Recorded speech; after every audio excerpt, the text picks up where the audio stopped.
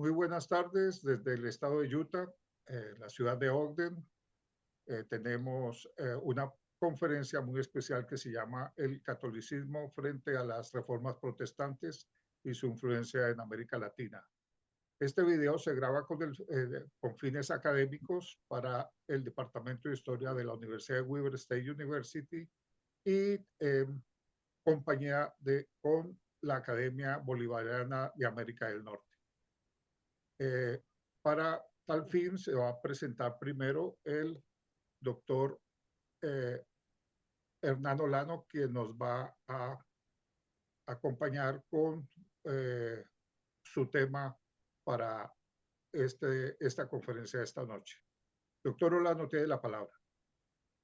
Muchas gracias, doctor René, Imán Julián Zapata, los asistentes y los que posteriormente vean estas conferencias en el YouTube.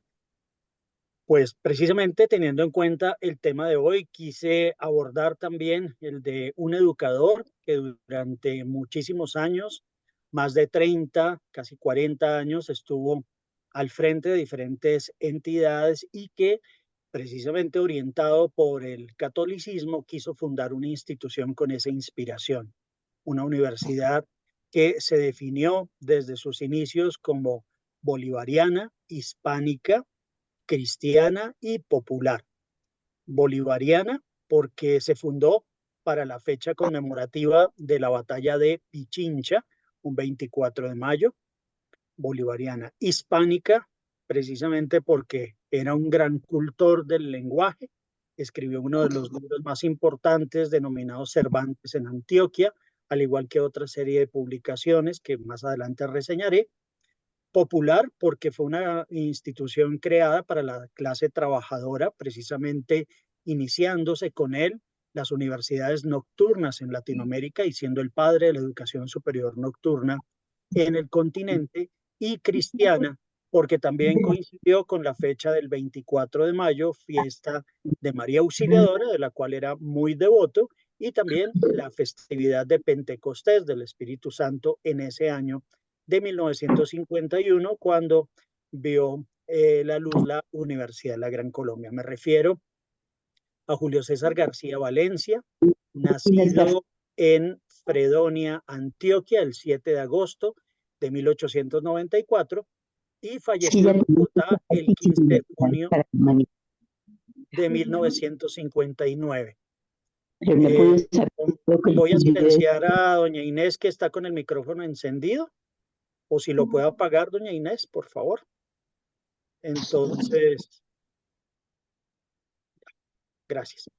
Entonces, en las frases de Julio César García y que quiso incorporar dentro del escudo de la universidad está este versículo número 32 de Juan capítulo 8, la verdad os hará libres, veritat liberavit vos, que quiso incluir dentro del escudo. Sus obras completas fueron editadas recientemente, hace 4 años, por Villegas Editores en estos 6 tomos. El tomo número 1 obtuvo la medalla de plata en el American Book Award en los Estados Unidos por la biografía que de él se escribió. Vamos a referirnos rápidamente a su origen familiar, estudios, el inicio de su vida profesional, vida personal y familiar, su vida académica como historiador, lingüista, folclorólogo, su regreso a Bogotá, la publicación de sus obras, la fundación de la Universidad de la Gran Colombia y como padre de la educación superior universitaria nocturna. Julio César García en realidad fue un hombre de valores heredados de sus mayores. Fue historiador desde el primer momento en que empezó a cursar sus estudios, participando también como colaborador de Monseñor Rafael María Carrasquilla en la edición de la famosa revista del Rosario. Periodista durante muchos años, fue durante una década director del diario El Colombiano de Medellín y posteriormente director del diario Colombia, que adquirió luego de salir del periódico El Colombiano. Fue un educador, escritor de la forma castiza y erudita, tanto así que en su libro Los Primitivos, reeditado hace algunos años por la Universidad Bolivariana, dice: no hay notas de pie de página porque la erudición del autor está más allá de citar otros autores. Y precisamente también fue calificado como un revolucionario del siglo XX, dejando una estela grande de libros de historia, de filosofía, de literatura, artículos en diferentes revistas que lo colocaron entre los primeros pensadores de Colombia y como modelo también y alfarero a su vez de muchísimas generaciones de jóvenes colombianos fundando esa universidad de nombre significativo, la Gran Colombia. Su origen familiar se remonta al primero de los García en llegar a estas tierras, José Ambrosio García Marín, nacido en Jaca, en España, en 1743, quien falleció en Marinilla, Colombia, en 1810. Él, por agresiones a algún noble de la corte española, fue embarcado por su padre a escondidas para evitar la pena de muerte y su padre le entregó este crucifijo pidiéndole que se lo entregara al mayor de sus hijos de generación en generación. Hace ya unos 30 años le perdimos la pista como tal a este crucifijo cuya fotografía aparece allí, pero quienes quieran saber un poco más de la historia pueden ampliar el tema en este video de YouTube de Julio César García Vázquez. José Ambrosio se casó en Cancán de Remedios, en Antioquia, un pueblo de yacimientos auríferos con Juana Paula María Alzate. Al parecer era un poquito robusta y según cuenta la tradición, el padre de Juana Paula le dio el peso en oro de la muchacha a José Ambrosio, contrayendo así matrimonio y creándose la familia de la cual procede el doctor Julio César García. El doctor García, pues, estudió en la Universidad del Rosario, primero terminó el bachillerato y luego realizó la carrera universitaria hasta doctorarse en filosofía y letras, pero resulta que en esos años en los cuales él vino a Bogotá, él había nacido en 1894, el último de su familia era un tío abuelo que había llegado a Bogotá a estudiar ingeniería en 1872. Don Críspulo Rojas García, un destacado hijo de la ciudad de San José de Marinilla, se le consideró siempre como marinillo, no obstante haber nacido en el municipio del Peñol en 1851 y habiendo muerto en 1942.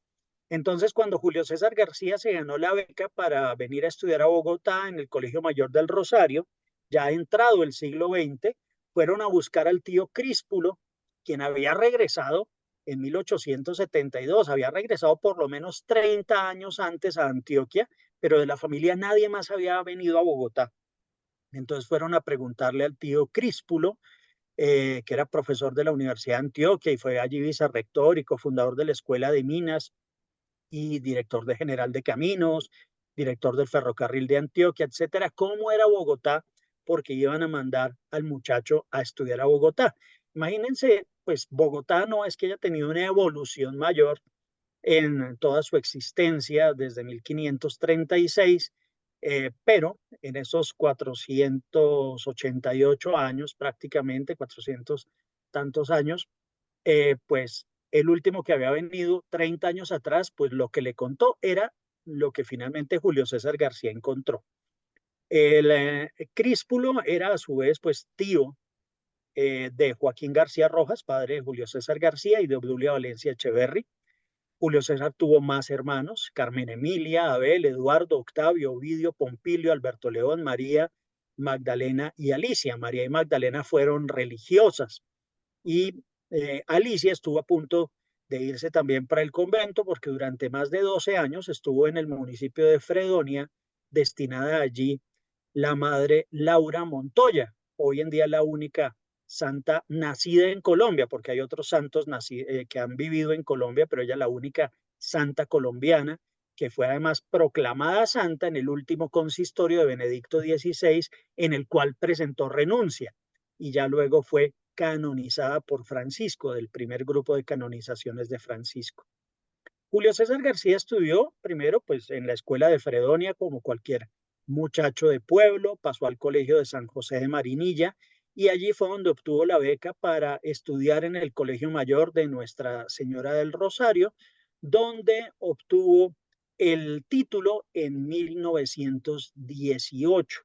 contaba en ese momento con 24 años, ya se había graduado de bachiller, de filósofo y posteriormente de doctor en filosofía y letras, y ahí aparece la imagen que tengo, no veo el libro por acá en este momento, pero lo tengo, del libro ya lo vi, del libro precisamente que le regaló uno de sus compañeros de clase en el momento de graduarse el 6 de mayo de 1918.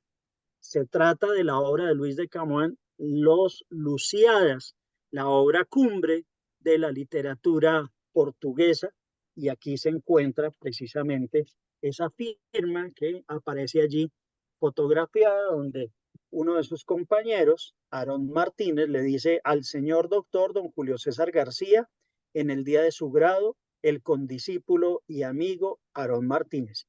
Este libro es de 1913, como se nota allí en la fotografía, y le fue obsequiado en 1918. Este era el sacoleva y el sombrero de copa con el cual se graduó en el Rosario en ese momento, y pues siguió una carrera importante porque además su tesis doctoral, que se denominó La historia de la instrucción pública en Antioquia, fue dirigida nada más y nada menos que por el príncipe de las letras colombianas. Me estoy refiriendo a don Marco Fidel Suárez, quien en ese momento ya era presidente de la República, que le dirija a uno la tesis, uno de los grandes literatos de toda la historia colombiana, y que además en ese momento era presidente de la República, pues constituyó un gran honor.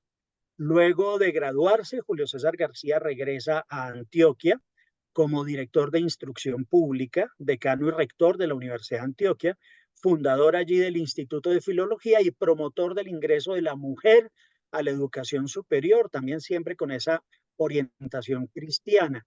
Y decía Julio César García que la forma de poder ingresar la mujer a la educación era a través del programa de dentistería, porque los odontólogos, dentistas, como se les denominaba en esa época, tenían su gabinete dental en su propia casa, y esto permitiría entonces que las mujeres pudiesen ingresar a la universidad sin tener que salir del hogar. Y así logró que las primeras 5 mujeres entraran a estudiar odontología, lo cual fue un antecedente importante para muchos de los programas del país, y fue lo que luego promovió a través de la Universidad La Gran Colombia. El inicio de su vida profesional por más de 30 años en la Universidad de Antioquia lo llevaría a diferentes cargos. Fue miembro, tan pronto llegó a Medellín, de la Academia Antioqueña de la Historia como correspondiente, luego como numerario, posteriormente como vicepresidente antes de regresar a Medellín. Como ya lo comenté, director del diario El Colombiano durante 10 años. Los archivos de Julio César García, en su mayoría todos los que tienen que ver con Antioquia, fueron donados hace 3 años a la Academia Antioqueña de Historia, cuya sede y además su contenido es patrimonio nacional. Por eso se conservan allí todos los archivos de Julio César García. El resto de archivos relativos también con la Universidad de la Gran Colombia se encuentran en Bogotá, en la sede de la Universidad de la Gran Colombia, en el Centro de Pensamiento Pedro Laín Entralgo, que tiene la universidad, con una sala que se denomina Julio César García, donde aparte pues hay algunos otros efectos personales del doctor García. Como educador y periodista, ya lo mencioné, escribió la historia de la instrucción pública en Antioquia como tesis de grado. Aunque él escribía a mano, está allí la fotografía de su máquina Corona. Por aquí a un ladito la tengo también para que no vean que solo son fotos, que solo son fotos las que aparecen allí, sino que tenemos el soporte de de las fotografías. Es la máquina Corona, todavía sirve, funciona muy bien, y pues realmente él no utilizaba mucho la máquina de escribir, sino que escribía manuscrito y luego pedía que le transcribieran las diferentes obras. Dentro de esos manuscritos, por ejemplo, tengo acá presente la agenda de Julio César García. Esta es la hoja de la agenda del 9 de abril de 1948. hoja que no se entregó a la Universidad de la Gran Colombia precisamente para conservar este registro del día del Bogotazo, cuando él era el rector de San Bartolomé y escribe una carta narrando todos los episodios que rodearon la muerte del doctor Jorge Eliezer Gaitán Ayala. Entonces, pues se produjo, entre otras, en esa máquina, libros como Los Primitivos, que durante muchísimos años fue la guía para la enseñanza de la prehistoria en Colombia. Y Julio César García, pues era una persona común y corriente, con grandes sueños. Lo primero que hizo, entre otras cosas, con su primer sueldo fue comprar estos muebles vieneses para llevárselos a su señora madre. Aquí hay alguna vajilla que compró posteriormente. La jeringa familiar, porque en Colombia no había, digamos, esas, las agujas y jeringas desechables, pues son muy posteriores. En casi todas las familias había una cajita como esta, una cajita de cobre o de bronce con la jeringa. Entonces el médico familiar pues no traía la jeringa en su, traía jeringas en su maletín, pero de preferencia en las familias pues tenían su propia jeringa que luego servía y se utilizaba para toda la familia con la misma aguja, un plato de una de sus primeras vajillas y su barbera con la cual se afeitaba todos los días. Entonces una persona común y corriente que estuvo casado en primeras nupcias con doña Teresita Piedraíta, nacida ella en Quibdó, hija de maestros, ella también fue maestra, pero el doctor García, pues quedando viudo con 8 hijos, 6 o 7 años después contrae nupcias con Rosa Vázquez Santa María, con quien tuvo otros 6 hijos. Aquí algunos de los hijos sobrevivientes al lado del busto de Julio César García en la Universidad de la Gran Colombia, a la derecha, y a la izquierda en un paseo familiar. Entre otros, el más pequeñito fue el niño en ese momento que quedó huérfanito como de 2 años cuando el doctor García quedó viudo. Dentro de su vida académica como historiador, lingüista, folclorólogo, pues hay diferentes obras. El libro sobre Monseñor Rafael María Carrasquilla a la luz de sus escritos y oraciones, que fue como un padre para Julio César García. Realmente su papá, el general Joaquín García Rojas, se había ido para la guerra, se fue pues muy tempranamente a la guerra de los 1000 días, estuvo todos los 3 años por fuera de Antioquia. Al regresar, Julio César, que era el mayor, tenía otros hermanitos, los hermanitos habían fallecido, la mamá había tenido que retirarse a una finca a vivir en una pobreza pues grande porque el marido se había ido para la guerra y no se sabía nada de él. Y cuando volvió Joaquín García Rojas, pues que era muy estricto, un poco huraño, bastante mal geniado, entonces entró en una depresión. En esa época no se sabía qué era la depresión y el señor se acostó un poco de tiempo y como a sufrir la pena de la muerte de los hijitos que había dejado pequeños y que habían fallecido en la guerra, al igual que las acciones bélicas que habría desarrollado como general del conservatismo. El doctor García también escribió entonces, bueno, cuando llega a Bogotá, Monseñor Carrasquilla, que era el único paisa que había en el Rosario, y que Julio César García llega como antioqueño, pues prácticamente lo prohijó como su hijo.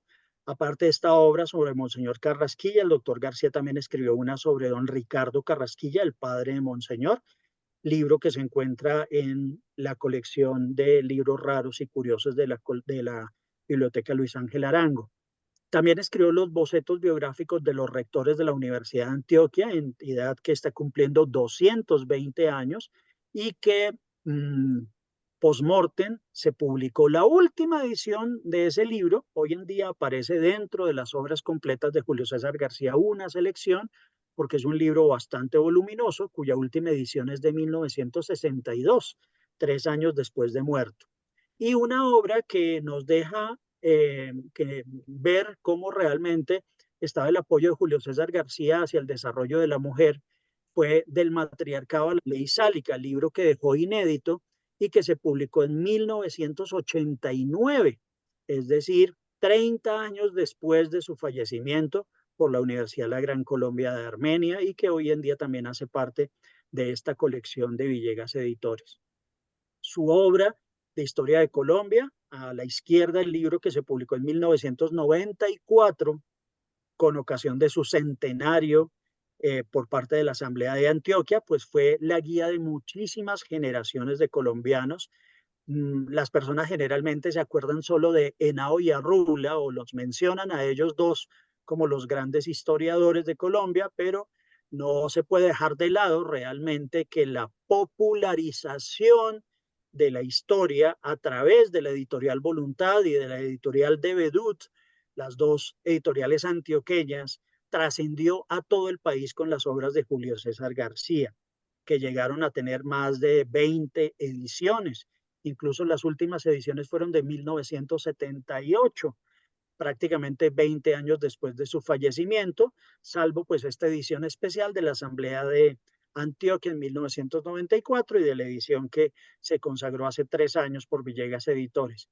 En la parte derecha, su gabinete de trabajo en la ciudad de Bogotá, donde estaba toda su biblioteca. Vale la pena indicar que hace 2 años se donó toda la biblioteca que aún quedaba de Julio César García, de libros que fuesen anteriores a 1959, para demostrar de esa manera que hacían parte de su biblioteca y que no fueron luego acrecentados con otros libros que llegaron a la colección de su familia. Y todos estos libros, que fueron 5.750 libros, poco menos de lo que en realidad constituía toda su colección, porque él, un año antes de su fallecimiento, pensaba en que todas estas obras debían trasladarse a Antioquia y había comprado un pequeño terreno en el municipio de Sabaneta donde pensaba construir una biblioteca pública dirigida por él en su retiro. Esto es muy importante porque a veces la gente atesora los libros, etcétera, y no, después de pronto, como dice un amigo mío, sirven a los hijos es para que hagan un buen lomo al trapo, pero no para conservarlos. Entonces todos estos libros se conservaron todo el tiempo y fueron entregados a la Universidad de la Gran Colombia hace 2 años, 5.752 libros. Su preocupación por los derechos de la mujer lo llevó, entre otras, a escribir en 1945, con ocasión de la reforma constitucional, cuando se habló de que el término ciudadano y ciudadana indistintamente era para hombre y mujer, que las mujeres en Colombia deberían votar, lo cual solo llegó hasta 1957 con la primera votación de las mujeres y en el 54 con el reconocimiento de los derechos políticos.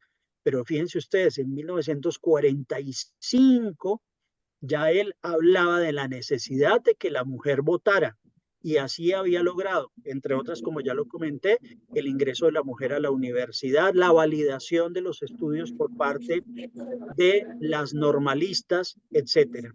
Este telegrama que le mandó el doctor Eduardo Zuleta Ángel, ministro de Educación, como pueden ustedes apreciar allí, a las 5:42 de la tarde, el 19 de mayo. Bájense, Tony. A ver. Bájense. No. No. Perdón, no sé si está algún abuelito apupando al niño por ahí o algo, de un señor Samuel.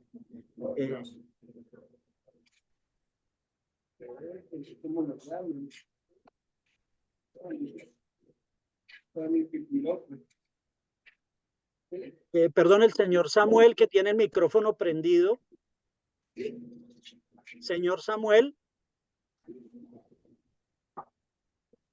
Señor Samuel. Señor Samuel. No está escuchando, pero dejó el micrófono encendido. Bueno, entonces, en este telegrama del 19 de mayo de 1947, el ministro de Educación le dice que por graves motivos de salud...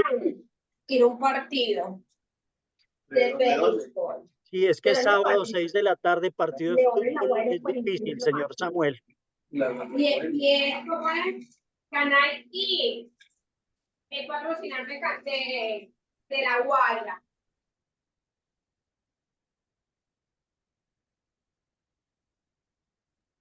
Continúe, doctor. Gracias, señor Samuel. Gracias. Entonces, le envía un telegrama a Monseñor Eduardo Zuleta diciéndole que Monseñor estaba enfermo y que lo iban a nombrar rector del Rosario, pero dice, yo no quiero que él por ahora presente renuncia. Monseñor Castro Silva era un manzanillo de miedo. El rectorado del Rosario era por periodo, pero cada vez que se le iba a vencer el periodo, el viejito decía que estaba enfermo, que iba a renunciar para que le rogaran que se quedara. En ese momento, tanto Ospina Pérez como Zuleta Ángel estaban aburridos con el viejito, por más monseñor que fuera, y dijeron, le vamos a poner un tate quieto, nombrémosle rector. Trajeron al doctor García a Bogotá, pero luego le dice, si por cualquier motivo no hubieras de seguir permanentemente en la rectoría, serías designado para otro cargo de gran categoría. Entonces, Monseñor Castro Silva se enteró que le tenían reemplazo, puso todos los medios para evitar que lo reemplazaran y de esa manera entonces Julio César García fue nombrado rector del Colegio Nacional de San Bartolomé, fundado en 1603. En la fotografía de la derecha, el bautizo de doña Gloria Gaitán Jaramillo, la hija única, por lo menos reconocida, de Jorge Eliezer Gaitán Ayala y de doña Amparo Jaramillo Piedrahíta, prima hermana de doña Teresita, que había sido la primera esposa del doctor García, y ahí se ve en un costado de la fotografía que él asistió al bautizo de doña Gloria Gaitán. Algunos dicen que era gaitanista, pero podríamos decir que era una circunstancia familiar la que lo llevó también a ese bautizo, porque luego reconoce lógicamente en esa carta del 9 de abril los aportes del doctor Gaitán. Y esos aportes fueron, digamos, tan dolorosos frente al asesinato del doctor Gaitán, que el doctor García en esa carta, en una carta del 9 de abril y en una carta ya del 14 de abril donde narra todos los hechos, manifiesta que le causa mucho dolor salir a ver una ciudad destruida como quedó Bogotá por ser una ciudad tan cara a sus afectos. Y es cuando piensa en varias cosas. Primero, que hay que reconstruir el país desde lo jurídico y desde lo físico. Por eso, su idea posterior va a ser fundar una universidad para la clase trabajadora, porque dice además en esa carta que no hubiera ocurrido tal catástrofe de violencia en Colombia si las personas hubiesen tenido posibilidad de acceso a la educación. Entonces lo lleva esto a fundar la Universidad de la Gran Colombia para la clase trabajadora y además con 3 facultades que tienen que ver con esa idea de la reconstrucción, la Facultad de Derecho, la Facultad de Arquitectura y la Facultad de Ingeniería. También fundó el Colegio Nocturno Francisco de Miranda y desarrolló su labor como secretario técnico del Ministerio de Educación Nacional, rector también de la Universidad Normal Superior, el doctor García. Aquí la gente solo habla de Julius Cíber y les parece que hablar de un extranjero es lo mejor, pero no de lo criollito. Gracias al doctor García, la Normal Superior se dividió en 2 universidades. Permitió él que la Normal Superior de Señoritas se incorporara a la Normal Superior y de esa Normal de Señoritas y Normal Superior, que formaba maestros y maestras, surgió la Universidad Pedagógica Nacional. Y la otra parte se fue para Tunja, y ahí sí pueden hablar de Julius Cíber lo que quieran, los historiadores boyacenses que desconocen la historia del doctor García, porque gracias a él se funda la UPTC en Tunja, debido a esta labor como rector de la Normal Superior, gestión que ya venía realizando desde el Ministerio de Educación Nacional. Entonces esas son también 2 hijas del doctor García, estas 2 universidades. Y en el 51 funda la Universidad de la Gran Colombia, primero como difusiones pedagógicas en la Gran Colombia S.A. para dar paso a la universidad, pero lógicamente después, como era algo que iniciaba él, como él mismo decía, para las empresas de espíritu se necesita en primer lugar un presupuesto de entusiasmo, pues tenía solo ese presupuesto, más no el económico. Aquí está una de sus libretas, la chequera del Banco Bogotá. Estas libretas reposan en la Academia Antioqueña de Historia por donación que se hizo hace 3 años, donde aparecen todas las deudas. Era muy detallista con las libretas. Eso le quedó a muchas personas de su familia el detallar los episodios en sus libretas, porque él anotaba absolutamente todo allí para evitar más tarde inconvenientes y que le flaqueara de pronto la memoria. Entonces todo estaba anotado y ante las deudas entonces tuvo que ampliar la participación de los docentes en la Universidad de la Gran Colombia, creando pues el plenum de la universidad, una especie de asamblea en la cual le dio participación a los docentes, precisamente porque no tenía cómo pagarles el sueldo. Esa era la realidad. Él había fundado la universidad en su propia casa, dividida pues por cortinas. Los estudiantes en la noche saqueaban la despensa familiar, porque también pues eran estudiantes trabajadores, pobres, etcétera, que no tenían de pronto nada más en ese momento. Entonces, pues se compartía todo, digamos, con los estudiantes en ese sentido, tanto así que en algún momento también el doctor García, dentro de las anécdotas, está que algún estudiante necesitaba presentarse para un trabajo y él le pidió a su señora que alistara su mejor vestido. Y ella dijo, pues su mejor vestido, sí, aquí está, tiene alguna cita con el ministro, con el presidente. Y dijo, no, para un alumno que necesita ir a buscar puesto. Entonces, así era de desprendido. Y por ese desprendimiento realmente la figura del doctor García, pues de pronto no... la gente hoy en día habla se me acaba de olvidar de la educación, si alguno se acuerda de ustedes por ahí, se me olvidó ahorita. Bueno, hay uno que lo tiene de teórico de la educación, pero si leen ustedes las obras de García, encuentran ahí que podía tomarse más bien como padre de muchas de esas teorías. Se fundó entonces la Universidad de la Gran Colombia a la medida de los tiempos y de las necesidades de los hombres y mujeres de trabajo.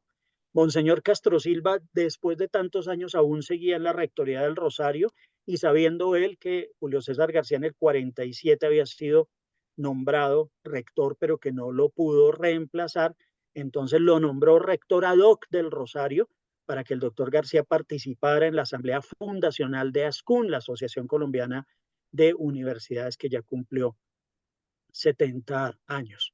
En este discurso de 1955, en el Salón Rojo del Hotel Tequendama, realmente manifestó la decepción hacia sus colaboradores, porque el día del aniversario de la universidad había convocado a una misa en la iglesia de San Francisco. Él era franciscano de la Orden Tercera, y la gente no fue a la misa, pero sí fueron al banquete en el Tequendama. Entonces ahí les llama la atención precisamente de dónde está la sindéresis, esa unidad de vida. Si él lo cita a una misa y a un banquete, pues la misa para los católicos también es el banquete del sacrificio del Cordero, y no fueron a la misa, pero sí al banquete, porque ya vieron después de unos años que la universidad se volvió próspera y que podían sacarle provecho, como él está ahí.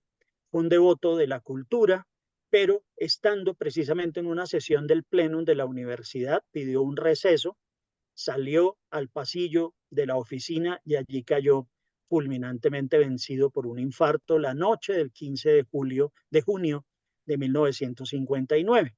Estamos este año celebrando 130 años del nacimiento del doctor García y conmemorando 65 años de su muerte.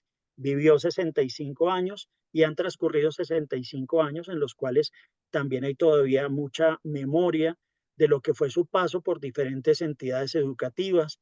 Quería comentar, por ejemplo, que de los bachilleres del San Bartolomé de 1948 está el señor Luis Carlos Sarmiento Angulo, uno de los hombres más ricos de Colombia, y todavía muchos de ellos recuerdan las enseñanzas del doctor García en su paso por los diferentes colegios en los cuales fue docente: la Presentación, el San Bartolomé, el Rosario, la Universidad del Rosario, la Fundación del Francisco de Miranda y la fundación como tal de la Universidad de la Gran Colombia, celebrándose unas exequias multitudinarias con diferentes desfiles. El cadáver del doctor García se llevó en un charter a Medellín, las exequias fueron en el cementerio de San Pedro, y salieron pues bandas marciales, los políticos, las autoridades, y hay un reporte de más de 500 cartas que se le entregó a la Academia Antioqueña de Historia, de maestros dándole gracias al doctor García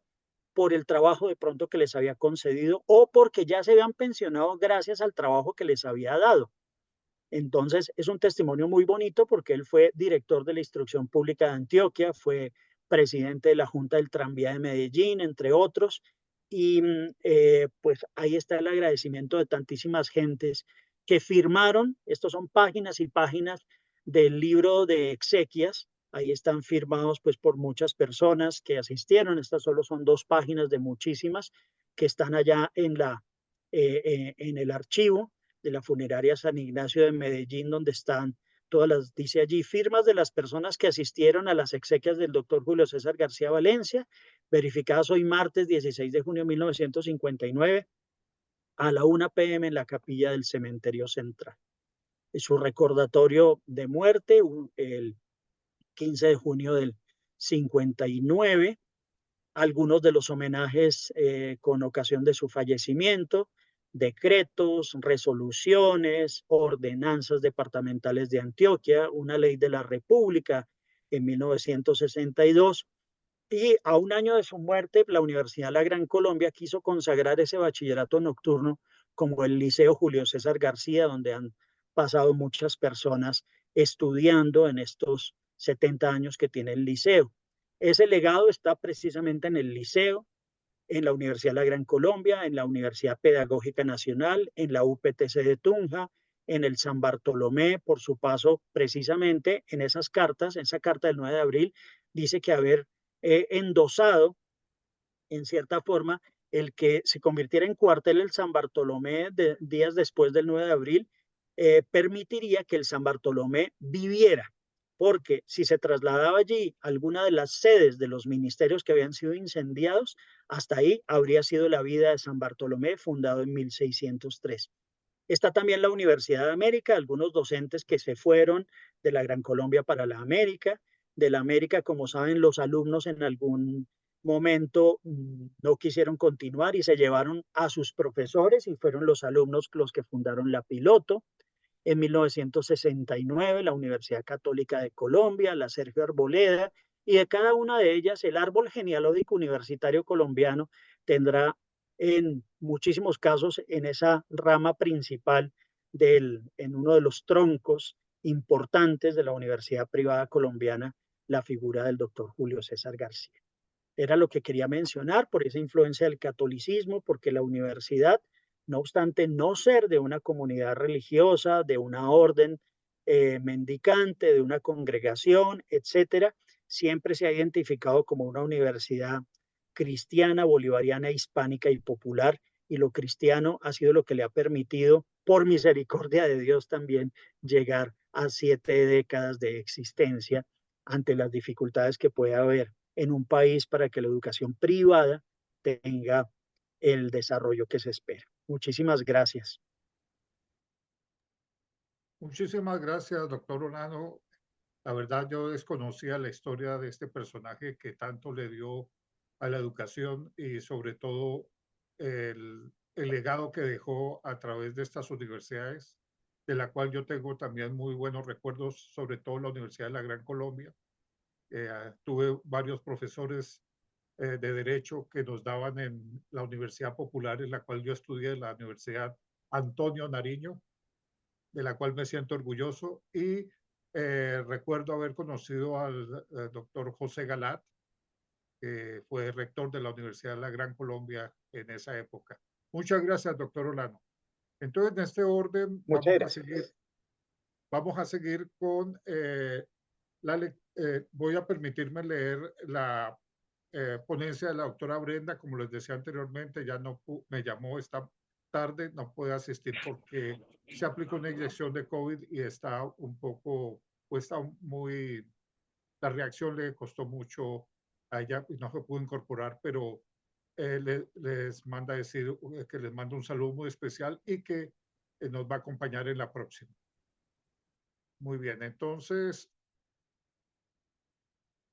aquí está pues un PowerPoint. Ella es egresada de la Universidad de BYU y el tema es la mujer en la iglesia protestante. La influencia del protestantismo en las mujeres y su impacto en los Estados Unidos en general. La Reforma Protestante fue un movimiento religioso, político, intelectual y cultural que comenzó en el siglo XVI y que reformó el cristianismo occidental.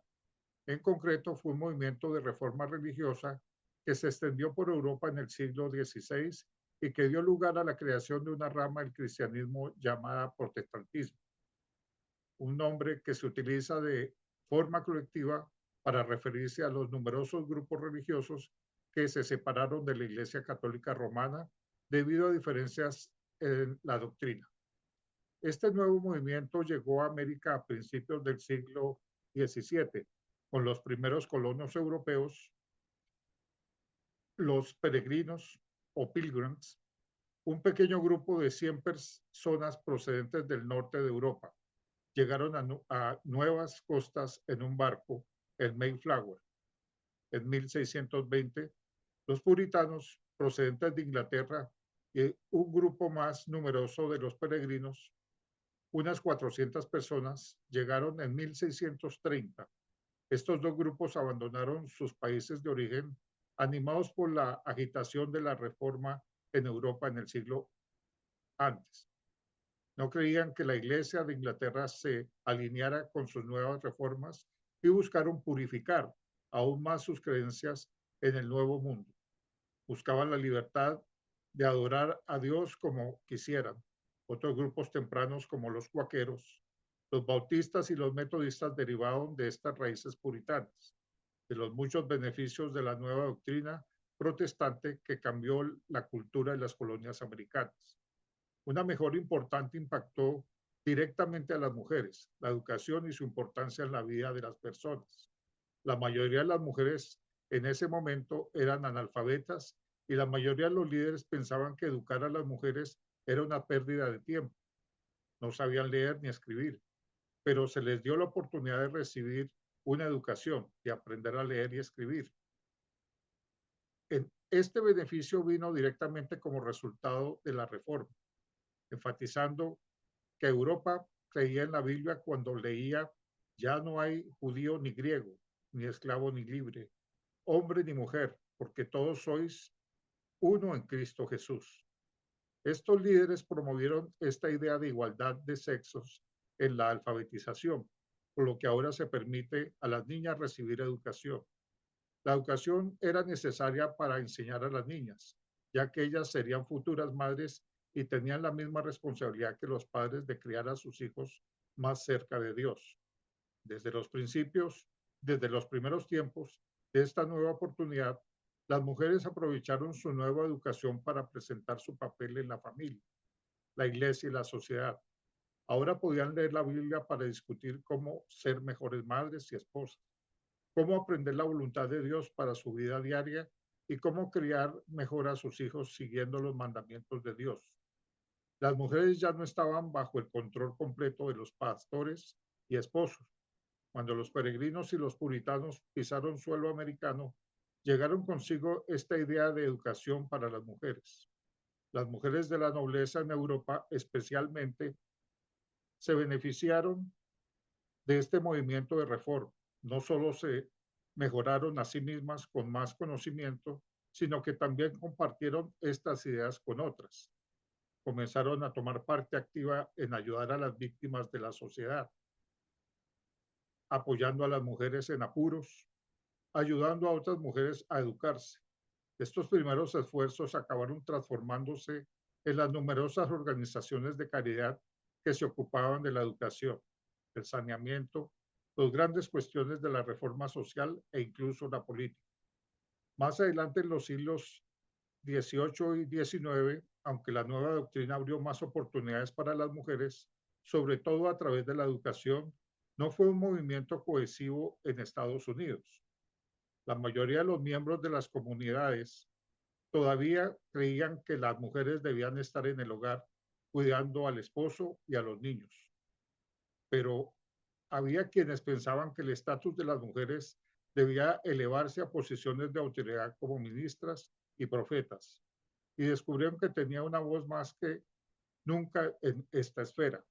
Muchas mujeres entraron en esa esfera de la sociedad, incluyendo positivamente en las congregaciones. Este escrito no aborda esta cuestión, sino los efectos positivos de la reforma social en las comunidades estadounidenses. La historia estadounidense enumera muchas mujeres, demasiadas para enumerarlas aquí, que se convirtieron en líderes influyentes en sus ciudades y estados de origen, alcanzando su máximo potencial y ayudando a muchas mujeres a encontrar sus propios caminos para vivir y prosperar a partir de una educación. Mencionaré unas pocas. Anna Hutchinson, 1591-1643. Fue una líder espiritual del grupo puritano de Massachusetts, colonial, que desafió los roles de género y la autoridad religiosa en los Estados Unidos en el siglo XVII.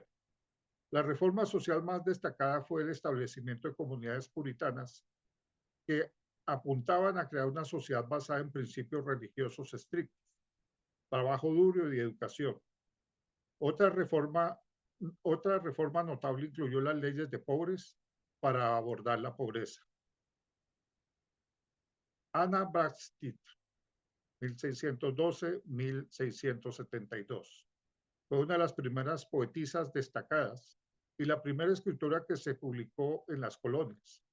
Los principales movimientos del siglo XVIII lucharon por el sufragio femenino, los límites al trabajo infantil, la abolición y la abstinencia y la reforma penitenciaria.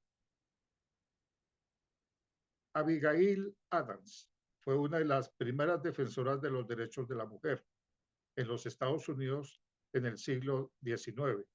La reforma social se centró en cuestiones como la abolición en especial.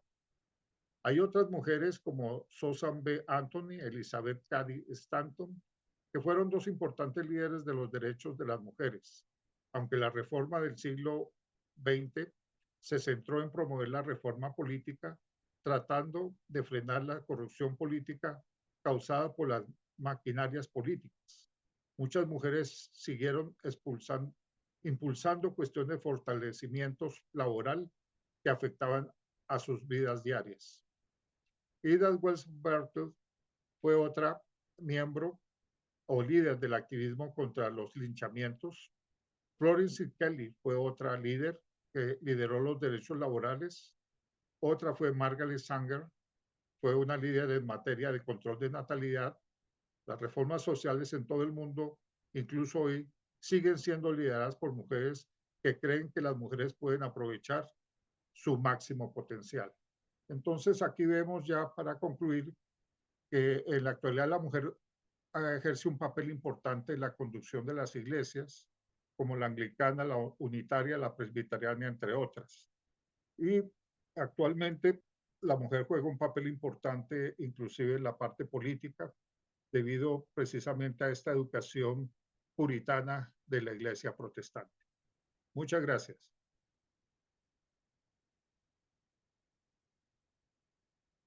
Seguimos con el imán Zapata y terminamos con el doctor Pascual Mora.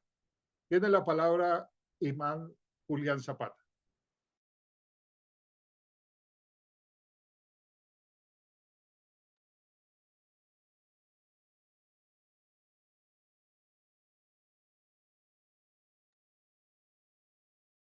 Assalamu alaikum, wa rahmatullahi wa barakatuh. Que la paz y las bendiciones del Creador sean con todos vosotros. Bismillahirrahmanirrahim, en el nombre de Dios, el más clemente, el más misericordioso. Bueno, la verdad es que interesante este tema que nos convoca sobre la influencia del mundo católico, de la civilización católica, de la civilización cristiana en nuestro mundo. Porque la verdad es que no se puede concebir la historia de nuestros pueblos sin el aporte del cristianismo. Y uno de los más grandes acontecimientos de los últimos 5 siglos, o sea, el descubrimiento de América, uno de los aportes más fundamentales a nuestros pueblos y que determina nuestra estructura espiritual, cultural, moral, ética, pues es el aporte, por supuesto, de la cristiandad. Ahora, he querido hacer algunos análisis sobre lo que se llama como la ruta del Armagedón. La ruta del Armagedón, pero antes de hablar de la ruta del Armagedón y los el fundamentalismo religioso y el cristianismo, quiero recordar una cosa muy importante, ya que hizo una exposición muy brillante el maestro jurista Hernán Olano sobre Julio César García. Tuve la oportunidad de compartir amistad y, bueno, ser amigo de José Galat. una persona muy emblemática de la historia de esta institución, porque él era muy mariano, ¿sí? Entonces resulta que nuestro acercamiento fue, además me invitó muchísimas veces a su programa, Un Café con Galat.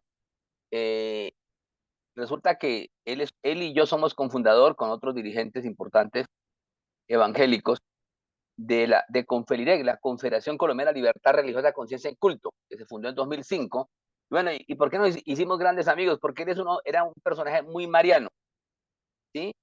De todas las vocaciones de María. Entonces, especialmente pues de la Virgen de Medjugorje, bueno, la aparición de Medjugorje en Bosnia, y bueno, la de Guadalupe, bueno, la de Fátima. Y yo soy un musulmán mariano. Esa es la verdad por la cual coincidimos históricamente y nos unía una figura histórica importante y espiritual, ¿sí?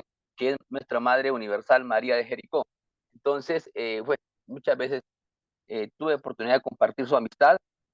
Además, un hombre controvertido.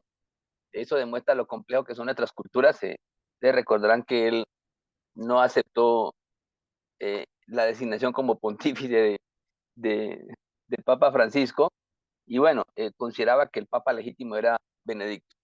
Sobre eso respeté sus opiniones, aunque yo también tengo mis simpatías, por supuesto, por Benedicto. Sí, eso ya son temas personales.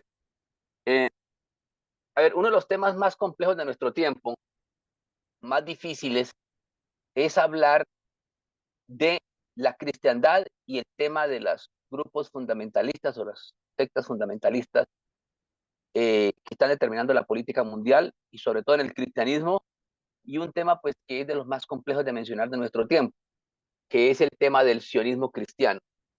Un tema complejo porque tiene que ver con la realidad actual.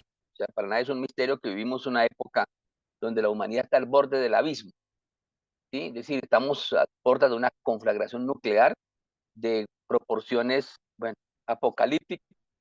Y bueno, y esto tiene que ver con visiones también apocalípticas. O sea, no se llega a una situación de ese tipo si es que no hay una política o no hay unas visiones que nos lleven a ese punto.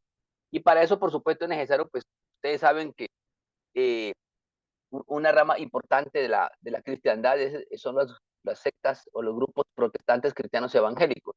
Y esto, pues, ha ejercido una profunda influencia en nuestro continente, en la historia de la cristiandad del continente, y sobre eso se hablará con mucha facilidad, y es que sobrevivimos.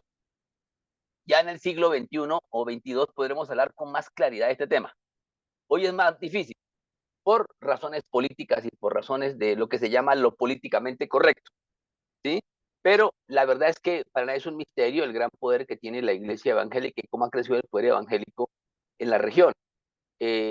Ustedes saben que estos movimientos, sobre todo neopentecostales o, bueno, que ustedes conocen como una cantidad de organizaciones que son famosas como las Asambleas de Dios en nuestro medio, bueno, Jesucristo Internacional, Oración Fuerte al Espíritu Santo, el poder que tienen las iglesias cristianas norteamericanas, brasileñas, esto es notorio en la política. ¿Sí? Y bueno, y que son conocidos pues, por su oposición desde el punto de vista político al matrimonio entre personas del mismo sexo, a los derechos del LGTB, a la legalización del aborto, a la legalización de las drogas, a la legalización de la marihuana, a la ideología de género, a las políticas identitarias, al tema del control de armas y el globalismo. Bueno, todo esto y además son muy conocidos por defender famosas tesis como la teología de la prosperidad, es decir, que Dios solo bendice a los que son ricos. ¿Sí? Esto, por supuesto, pues va en contravía de la historia de la cristiandad católica, especialmente, pues que habla de la función social de la iglesia y bueno, una cantidad de temas que son esenciales que han construido esta civilización por 2000 años, el catolicismo, esta visión de la teología de la prosperidad, y de ahí pues el poder que tienen estas iglesias y su riqueza, que se han enriquecido tremendamente en pocas décadas y han aparecido como, bueno, con un poder increíble político y económico.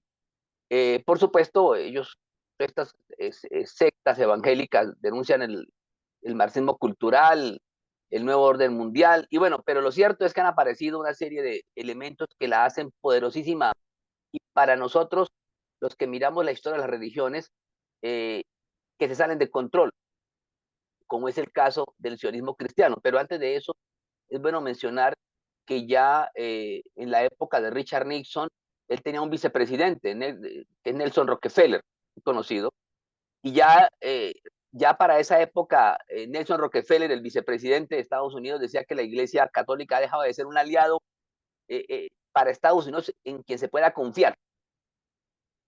Y esa visión hizo que los grupos, es decir, esto hizo que empezaran a crecer, o sea, se adoptara como política de Estado de Estados Unidos por parte de la CIA una expansión del protestantismo como un plan de guerra de la CIA, de la Central de Inteligencia Norteamericana para América del Sur. Es decir, uno de esos factores, sin lugar a dudas, es la incursión y la financiación y la promoción de los grupos protestantes y cristianos evangélicos en nuestro medio.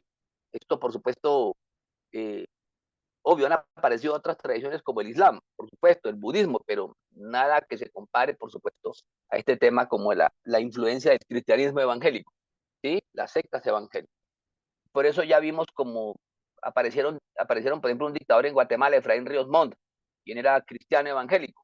O sea, ya empezaron a aparecer, por ejemplo, la influencia en nuestro medio, aparecieron comunidades cristianas evangélicas apoyando a Jimmy Morales, por ejemplo, en Guatemala, que además era evangélico, pero también apoyando a Juan Orlando Hernández en Honduras, a Mauricio Macri en Argentina, a Sebastián Piñera, bueno, a José Antonio Caz en Chile. Es decir, la influencia que ha tenido, por ejemplo, en el cristianismo, por ejemplo, en Brasil, que es, bueno, era hasta hace poco, o sigue siendo los países más grandes de la Iglesia Católica Romana, más influyentes.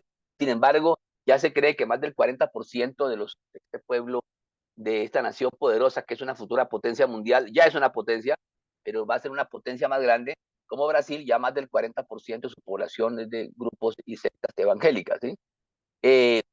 Vimos hasta un candidato, bueno, ustedes vieron cómo Bolsonaro fue presidente y con mucha influencia por los sectores evangélicos, las mega iglesias y cómo las iglesias evangélicas y los sectores fundamentalistas evangélicos cristianos al Parlamento, hoy son como el 40% del Congreso, del Parlamento brasileño. Ustedes recordarán que Bolsonaro tenía una estrecha alianza con Israel, y bueno, su esposa muy cristiana, muy evangélica. Bueno, lo cierto es que para nadie es un misterio el poder que tienen los sectores evangélicos en países como Colombia, que tumbaron hasta un referéndum por la paz. O sea, para nadie es un misterio el poder que tienen. Pero lo que ha sorprendido y nos sorprende a todos, o ha sorprendido a muchísimos especialistas de la geopolítica, es el hecho de que hayan aparecido con fuerza en Estados Unidos y en América Latina un movimiento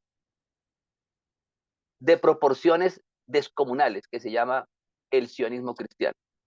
Y bueno, y el sionismo cristiano pues tiene su origen o defiende una serie de tesis del nacionalismo judío, del Estado de Israel, y lo cierto es que este personaje, este movimiento ha terminado ejerciendo una profunda influencia en la política mundial. Para nada es un misterio eso. El sionismo cristiano, pues, surgió inicialmente, esto es un debate que viene del mundo de Inglaterra, se trasladó a Estados Unidos. Curiosamente, la gente identifica a los cristianos, identifica al sionismo como si fuera una creación esencialmente del mundo judío. Es decir, cuando la gente piensa en el arquitecto del Estado sionista de Israel, que es este famoso periodista intelectual austrohúngaro, del Imperio Austrohúngaro, Theodor Herzl, dicen el Estado de Israel, que escribió un famoso libro que se llama El Estado de Israel, ¿sí? El Estado judío. Este personaje que fue el que inspiró desde el judaísmo, que es el padre del sionismo y el padre del sionismo, curiosamente la gente se sorprende cuando se empieza a mirar una cosa que la gente jamás imaginó, ¿sí? Y es que este personaje, Theodor Herzl, recibió el apoyo y el impulso de sectores cristianos sionistas, es decir, que tenían la misma concepción, que había que fundar una patria para los judíos, especialmente en el Medio Oriente, en la antigua tierra palestina, el antiguo Israel. Y bueno, y esto pues por supuesto llevó a un tema muy complejo, ¿sí? A un tema muy complejo, y es que por primera vez se veía o se fortaleció la idea de que el literalismo bíblico era lo que imperaba, no un tema alegórico, sino una visión literalista. Y bueno, hay un libro que tal vez pueda ayudar muchísimo a los académicos y a los intelectuales a abordar un poco el tema del sionismo cristiano. Es un libro que leí hace algunos años, hace como unos 15 años cerca, de un famoso escritor, teólogo inglés, sacerdote anglicano que se llama Stephen Caesar. Stephen Caesar es un famoso antropólogo que nació que un teólogo anglicano que nació en el año 1953, creo. Y Caesar define el sionismo sobre la base de 7 postulados.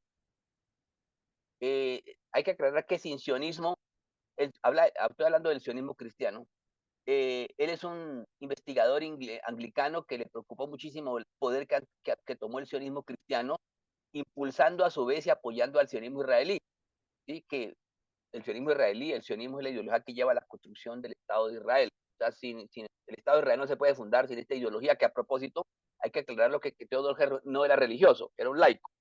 ¿Sí? De hecho, había muchísimos ateos en la fundación del Estado de Israel, y bueno, la mayoría de estos sionistas, lo aclaro inicialmente, judíos, para esa época, para los primeros el primer gran movimiento sionista se surgió en la década del 90 del siglo XIX, por 1890, y el primer concilio se ve en Basilea, Suiza, y ellos se proponen buscar cuál va a ser la patria para los judíos que no los quieren en ningún lugar del mundo, ni en Europa, ni en ningún lugar, y analizan que hay varios sitios que pueden ser muy buenos o ideales para crear el Estado de Israel. Uno de ellos es Palestina, por supuesto.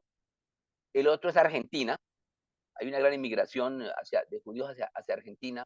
La otra es Uganda, Congo, y bueno, y por supuesto, la que más tomó fuerza en cierto momento fue Argentina, porque era una nación gigantesca por la Patagonia y por las dimensiones geográficas de Argentina, por las riquezas que proyectaba ese lugar, pero fue ganando fuerza el tema palestino cuando en los años 20 se descubre petróleo en el Medio Oriente, en los años 20.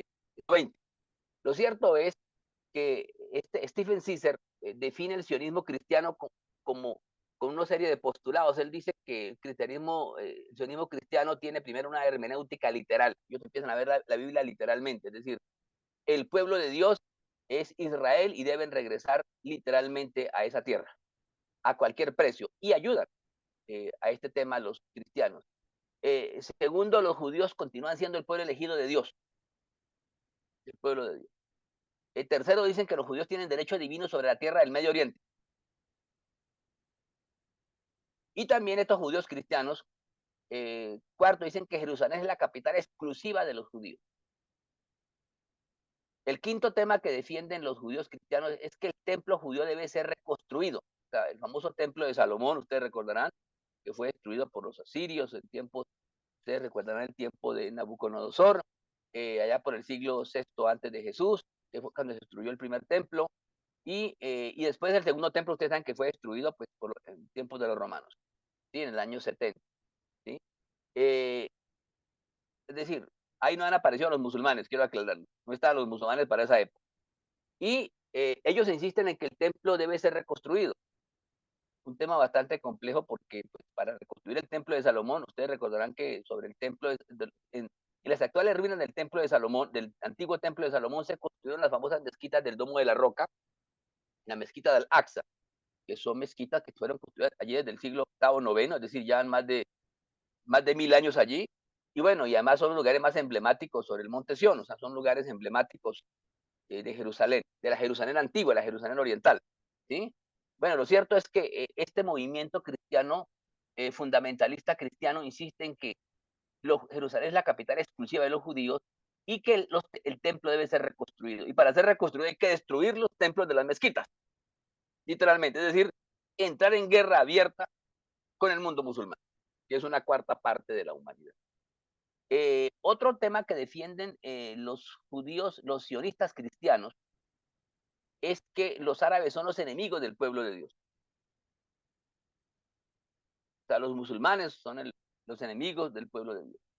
Es decir, para ellos, para estas visiones fundamentalistas evangélicas, la humanidad no es el pueblo de Dios.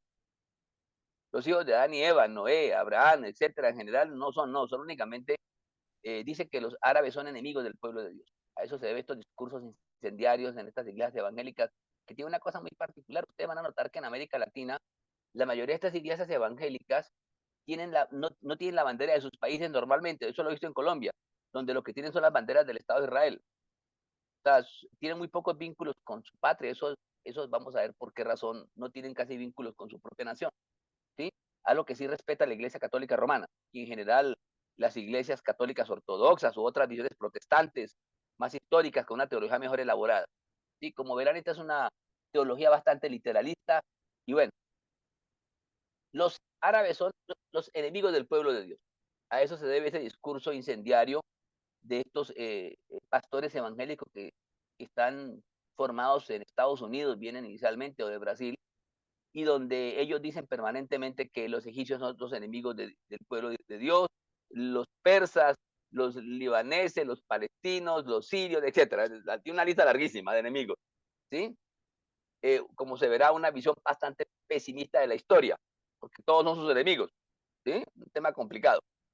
Otro tema que defienden estos sionistas cristianos es que el fin del mundo llegará pronto en una gran batalla del Armagedón. Este es el tema más complicado. Que el fin del mundo llegará pronto en la gran batalla del Armagedón, ¿sí? Pero los cristianos que apoyan a Israel sobrevivirán. Es decir, que atan al mundo cristiano y a los cristianos al apoyo a Israel. Y que si no apoyan a Israel, pues no sobrevivirán. Es decir, es una lectura del mundo bastante oscura y confusa porque este mundo tiene que llegar rápido a un Armagedón. Y eso, por supuesto, pues es cierto que estos movimientos fundamentalistas cristianos sionistas, pues sí es cierto que uno se realiza en la reforma protestante, ¿sí? Pero con una visión bastante literal, es cierto que hay una escatología puritana que llegó a ser dominante en el protestantismo estadounidense desde finales del siglo XVII, como el caso de Jonathan Edwards o Cotton Mather, ¿sí? Que asumió un carácter pues postmodernista. Es decir, la conversión de los judíos traería consigo una bendición futura de la humanidad. Es decir, todo este tema del Armagedón y todo este tema se vuelve complejo porque hoy lo que estamos mirando en el Medio Oriente es todo eso, ¿sí? Una visión donde se considera que hay que adelantar a todo este fenómeno. Hay una figura que tal vez pueda ayudar muchísimo a entender este tema que explica, le decía el teólogo anglicano Stephen Caesar. Hay una figura muy importante que es John Nelson Darby, un personaje que es el padre del dispensacionalismo. Es un tema fundamental en estos teólogos evangélicos, en estos teólogos protestantes que defienden el sionismo cristiano. El dispensacionalismo divide el mundo en eras, en etapas históricas. Dicen que esta etapa última histórica, esta séptima etapa, es la etapa de los judíos y de Israel, que deben gobernar el mundo y hay que apoyarlos. Ese es el otro tema complicado, ¿sí? La supremacía del judaísmo, ¿sí? Y del Estado de Israel, aún por encima, curiosamente, de Estados Unidos, ¿sí? Que se considera un pueblo elegido especial, aún por encima de ellos. De hecho, estos dispensacionalistas admiten cosas complejas en nuestro tiempo, que Estados Unidos es como un tercer Israel, algo así. Pero ese tercer Israel puede y debe ser sacrificado para salvar al Estado de Israel. Es una cosa increíble, esto es como plantear este complejo. Es decir, que si hay que sacrificar a Estados Unidos para salvar a Israel, pues imaginen ustedes, si hay que sacrificar a Estados Unidos para salvar a Israel, no nos imaginamos qué más se puede pensar de todos estos asuntos, ¿sí? Lo cierto es que este personaje llamado John Nelson Darby, ¿sí? Predicaba una cosa que defienden todos estos pastores evangélicos a propósito. Lo que se llama cristianismo sionista, sionismo cristiano, hoy se calculan entre 100 y 130 millones de personas en el mundo. Ese número es bastante considerable, bastante influyente en la política norteamericana. Sí, ustedes recordarán que especialmente entre los republicanos, pero ahora con los demócratas, son fundamentales, porque votan masivamente, son más de 40 millones votando en Estados Unidos, se calcula, 40, 50 millones. Y en el mundo y en América Latina y en todo el continente americano son más de 100 a 130 millones, se calcula. Es decir, eso los hace poderosamente políticamente y poderosamente económicamente. Y militarmente, son poderosos y controlan grandes medios de comunicación. Es decir, grupos de comunicación, es decir, corporaciones de medios de comunicación, ¿sí? Entonces, eso los hace poderosamente influyentes. Pero, ¿qué es lo que es bueno mencionar estas cifras? ¿Por qué son tan poderosos y por qué razón personajes como George W. Bush, padre del Bush, segundo presidente, decían que Estados Unidos estaba para salvar y proteger a Israel? Era indisoluble esa visión histórica. No se podía dividir. Este personaje, John Nelson Darby, predicaba que Dios tiene dos pueblos distintos y separados. Aquí viene uno de los rollos más complicados con los evangélicos, con esta secta, que es influyente y que está determinando la política de muchos de nuestros países, ¿sí? Darby predicaba que Dios tiene dos pueblos distintos y separados. La iglesia, que es su pueblo divino, la iglesia en general, y los judíos, su pueblo terrenal. Es decir, hay un pueblo divino, que es la iglesia en general, y hay un pueblo terrenal, que son los judíos. Y dicen que ambos funcionan como una unidad, en realidad, ¿sí? Y los judíos deben asumir el papel de liderazgo a través de Israel. Es decir, que quien debe gobernar el mundo es Israel, literalmente. Además, porque ese es el dispensacionalismo, ¿sí? Y eso, por supuesto, esto complica las cosas porque ellos hablan de un tema complejo que es la segunda venida y la salvación del milenio, ¿sí? Y ellos dicen que para esa segunda venida de Cristo y el debate del milenarismo, de la salvación del milenio, los judíos, por supuesto, son aliados indispensables, ¿sí? Y que estos judíos, ellos hablan de un Armagedón, tema más complicado todavía. Insisten en el Armagedón. Armagedón que se va a dar en un sitio que se llama Megido, que está como unos menos de 90 kilómetros de distancia de lo que es Jerusalén. A propósito, Napoleón estuvo allá, en ese lugar, en Megido, donde supuestamente hay una batalla del fin de los tiempos. De hecho, cuando Napoleón vio el terreno, dijo, este lugar es perfecto para una gran batalla. Quiero hacer ese apunte porque pues es necesario, ¿sí? Bueno, lo cierto es que estos mismos cristianos, sionistas cristianos, ellos dicen que en ese Armagedón, mueren 2/3 de los israelíes judíos. Pero dicen que 1/3 se convierten al cristianismo, que es la condición necesaria para la segunda venida de Jesús.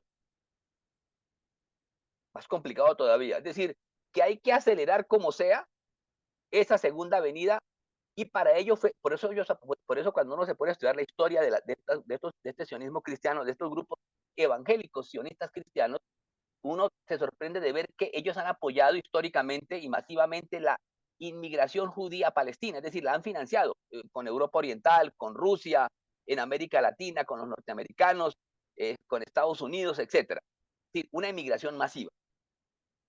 Por supuesto, y a ellos no les interesa quedarse a vivir allí, a estos cristianos, en Israel, sino que vivan los judíos. ¿Por qué? Pues porque eso acelera el regreso. Iván Zapata, 5 minuticos más. Sí. Gracias. Bueno, muy bien. Ahora bien, hecha esta introducción importante, ¿sí?, que es necesaria, ahora entremos al siguiente escenario. Esto se fue saliendo de control, esta visión. Primero porque estos grupos evangélicos tienen grandes evangelistas y bueno, televangelistas como Pat Robertson. Te recordarán que Pat Robertson dijo en una ocasión que era mejor matar al presidente venezolano, al fundador de la Revolución Bolivariana, ¿sí?, que era mejor matar a Chávez que invertir $200 mil millones en una guerra. Esas fueron las famosas palabras de Pat Robertson. Bueno, es de la misma línea de Farwell, estos grandes personajes televangelistas que manejan millones de personas. Ahora, ¿cuál es el asunto que tenemos hoy? La pregunta que nos hacemos los que estudiamos las religiones comparadas, las que miramos cómo la ideología cada vez influye más en la religión, ¿no? Es decir, cómo se ha ido politizando la religión. Estoy hablando del cristianismo, pero eso ocurre en el Islam, en el judaísmo, ocurre en todas las tradiciones abrahámicas, en unas más que en otras, ¿sí? En más, por supuesto, entre los sectores evangélicos y los musulmanes en el mundo y en el mundo judío. Ahora bien, ¿cuál es el problema al cual nos vemos abocados? Que Israel, en estos momentos, por las guerras y conflictos que tienen con Irán, con sus proxies, con estos sus aliados, ¿sí?, estamos a puertas de un gran conflicto mundial, de un enfrentamiento terrible entre el mundo persa, que es bíblico, a propósito, y que tuvo un personaje famoso como Ciro el Grande, que fue ungido por Dios. Yo mismo estudié en Persia, visité y visito con frecuencia los santuarios de profetas como Daniel, que está entre la Persia y la Mesopotamia, el profeta Habacuc, la ciudad famosa de Chush, Daniel, Susa, está en Persia, en Irán. La de Abacú, la tumba y el mausoleo de Abacú, del profeta, está también en Persia, en Irán. Es decir, es una zona también de profetas antiguos famosos, sin contar la Mesopotamia que yo he visitado, al profeta Jeremías, Ezequiel, Jonás, bueno, etcétera. Bueno, y la tierra de Abraham. Ya sabemos ese tema, la Mesopotamia. Pero lo que nos sorprende es lo siguiente. Resulta que los judíos cada vez quieren menos emigrar hacia Israel. Y con estos conflictos han tenido que salir, muchos de ellos, y desocupar el norte de Israel por el enfrentamiento con el Hezbollah. La pregunta que nos hacemos es, ¿qué va a pasar cuando los judíos ya quieran abandonar masivamente o en grandes cantidades el territorio del Israel hoy? ¿Sí? La pregunta que van a hacer, ¿dónde van a buscar qué soldados van a buscar para estas guerras? Y sin lugar a dudas los tienen.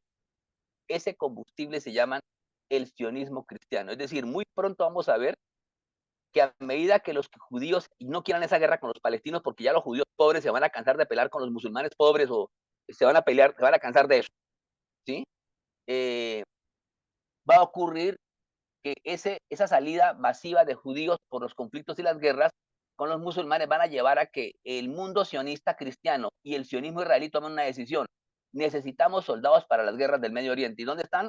Entre las sectas evangélicas norteamericanas y latinoamericanas. Es decir, que vamos a ver a cientos de miles de jóvenes evangélicos presionados por sus padres, haciendo fila en las iglesias con los directorios políticos para ir a pelear al Medio Oriente. Es decir, para salvar a Israel, porque ellos dicen que salvar a Israel es salvar la humanidad, es el pueblo elegido de Dios. Un tema que nuestros dirigentes políticos deben estudiar muy bien. Va a ser muy difícil ese tema en el futuro, en los próximos 20 años, porque resulta que nuestra clase dirigente en decadencia, en crisis moral, ética, intelectual, poco ilustrada, ha tenido que buscar entre las sectas evangélicas y entre las comunidades evangélicas votos. ¿Por qué razón? Porque hay una crisis de la participación ciudadana. Entonces, ¿qué es lo que han hecho estos políticos? Han ayudado a que los sectores evangélicos los conviertan en sectores sociales. Luego se conviertan en actores políticos y luego en directorios políticos. Es decir, la politización totalmente de los grupos evangélicos especialmente, ante la crisis de la no participación política. Y eso, por supuesto, es peligroso, lo estamos viendo en Colombia, y lo estamos viendo en América Latina, donde ya cada vez los evangélicos influyen más en las elecciones, en los parlamentos, etc. Entonces, hoy en día lo que estamos viendo con este sionismo cristiano, ¿sí?, es que la humanidad está siendo llevada a marchas forzadas a una confrontación con el mundo musulmán. Y esto es lo más peligroso, sin contar pues la guerra que ya hay entre el mundo ortodoxo católico ruso versus el mundo, parte del mundo católico romano occidental, lo que se llama el occidente colectivo, con luteranos, anglicanos, etcétera. Sin contar esa confrontación que no se ve, pero también es evidente. La confrontación que existe pendiente histórica entre estas dos grandes iglesias católicas, que las dos son católicas, tanto la Iglesia Católica Romana como la Iglesia Católica Ortodoxa, y recuerden que Rusia es la tercera Roma. Sumado a ese conflicto que hay en Occidente, está el tema del Medio Oriente, en un tema complejo donde la religión juega un papel fundamental. Entonces, lo que vamos a ver en el futuro, ¿sí?, es una mayor influencia de la religión en la política, que es lo que estamos viendo en Estados Unidos, donde cada vez hay mayor influencia de los pastores evangélicos y de los religiosos, y lo mismo en Europa, ¿sí?, en las elecciones. Bueno, quiero dejar ahí para decir... Sí. Y concluya, está bien, un minutico más y concluya. Gracias. Sí, sí.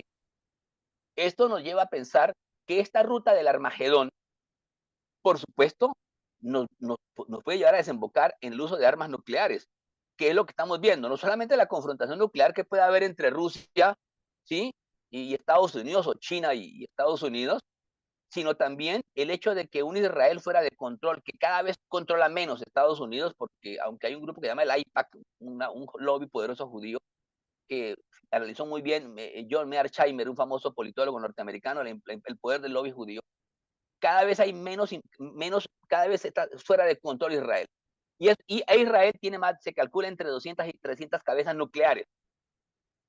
Y fuera de eso, cada vez los religiosos y los fundamentalistas religiosos judíos tienen más poder dentro de Israel. Es decir, ya los laicos no controlan esto. Los que fundaron Israel fueron laicos, algunos hasta ateos, ya no controlan esto. Y bueno, y ese fundamentalismo enfrentado al fundamentalismo musulmán, ya de por sí de Irán, del Hezbollah, del Hamas, de los sectores politizados del Islam, ideologizados del Islam, versus los hipersectores ideologizados del mundo evangélico cristiano cada vez en crecimiento, pues tenemos la tormenta perfecta para Armagedones. Armagedón desde la perspectiva evangélica cristiana, desde la perspectiva musulmana, como desde la perspectiva judía. Y eso, por supuesto, requiere una solución, que es lo que quiero terminar. Eso requiere una alianza y diálogo entre civilizaciones y culturas. Requiere que las tradiciones espirituales nos sentemos a dialogar en las culturas para enfrentar este problema. Entonces, hoy las conferencias episcopales de la Iglesia Católica del mundo, el papado, ¿sí? El Vaticano, debe ser un tema fundamental este análisis. Por eso nos alegra que el Papa Francisco haya convocado para este 7 de octubre una oración en ayuno por la paz, porque la verdad es que esto se salió de control. Estamos fuera de control, todos los religiosos y Muchas los líderes gracias, religiosos con poder están hablando Imán poco. Zapata, te agradezco mucho y te Muchas gracias, invitaría muchas gracias, para muchas otra gracias. próxima conferencia que va a ser dentro de, a finales de este mes, la influencia del mundo árabe en el continente americano. Gracias, Imán Zapata, muy Muchas amable. gracias, maestro René. Gracias. Muy Doctor agradecido. José Pascual Mora, tiene la palabra. Sí, bueno, buenas noches. Mi saludo muy especial al doctor René, al doctor Hernán Olano, quien nos deleitó con una magistral conferencia. Nos mantuvo siempre de la mano tomando referentes, porque hay que decir que en la historia de la educación colombiana, en los textos publicados, tenemos 30 años tengo trabajando en la historia de la educación colombiana. Sí, desde que se publican los primeros trabajos con Olga Lucía Zuluaga ya del Grupo de las Prácticas Pedagógicas en Colombia, que inicia su proceso en 1975, pero que luego va a profundizarse cuando ellos fundan el Grupo de Investigación de Historia de las Prácticas Pedagógicas en Colombia, que supera ya los 40 años, junto con Jesús Alberto Echeverry, Humberto Quiseno, el equipo en el cual está, por supuesto, el trabajo magistral que ha desarrollado también Alberto Martínez Bunt. Y uno revisa los textos y yo debo confesar que me encontré, por ejemplo, con que el aporte que hoy nos hace maestralmente el doctor Hernán Olano con el fundador, el doctor Julio César García, prácticamente no existe, ¿no? En estos textos. Entonces, me lleva a hacer un estudio muy detenido sobre el tema. Estaba pensando cuando exponía, hacía su conferencia, si de pronto por allí aparecería el padre Francisco Mora Díaz. Pues él hizo un trabajo muy importante, primero en la resistencia contra el gobierno de López Pumarejo, pero que es un trabajo que él va a realizar en su periódico a lo largo del tiempo, y no en vano la biblioteca de la Universidad Santo Tomás en Tunja lleva su epónimo. Bueno, son trabajos que nos deja compromiso, doctor Hernán Olano. Ahí estoy revisando algunos textos de primera mano del padre Francisco Mora Díaz, para hacer pues ese estudio sobre su contribución. De manera que la verdad me deja mucho tema de compromiso. Y quería comenzar haciendo el comentario, porque a veces uno lo deja para las preguntas, pero es necesario hacer esa conexión para poder, digamos, hacer como un hilo conceptual del trabajo que estamos presentando esta noche. Luego nos encontramos, son muchos elementos los que tendríamos que conversar. Yo tengo varios apuntes, doctor Olano, acá si hubiese la posibilidad de conversar, pero en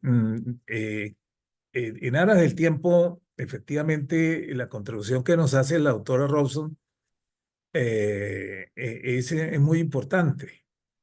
Nos da como una mirada bastante general, ¿no?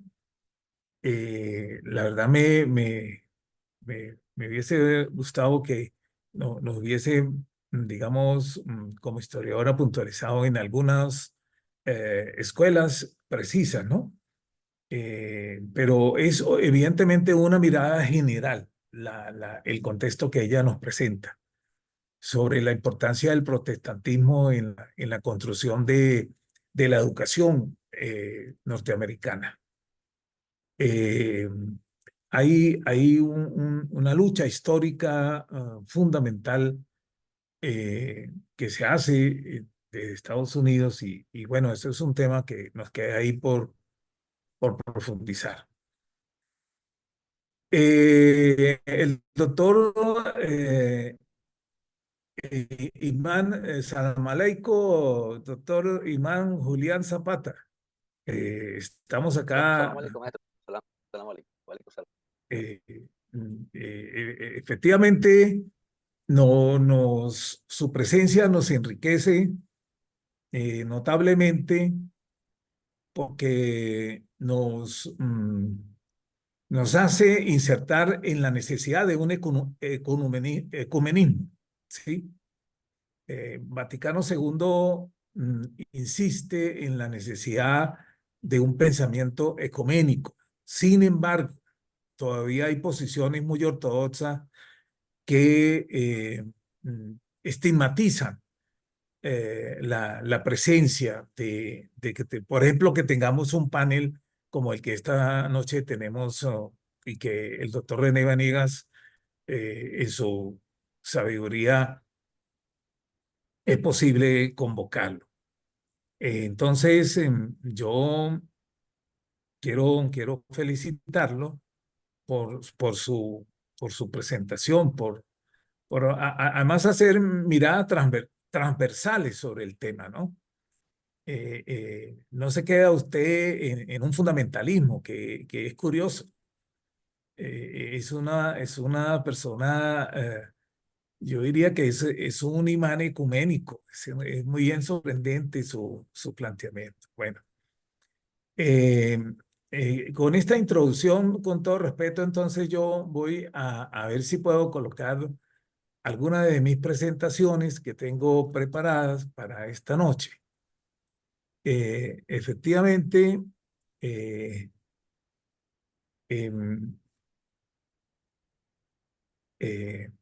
me confirman si por favor tenemos allí efectivamente la pantalla. Ahí lo podemos ver. Ahora sí. Está bien, doctor Pascual. Ahora sí.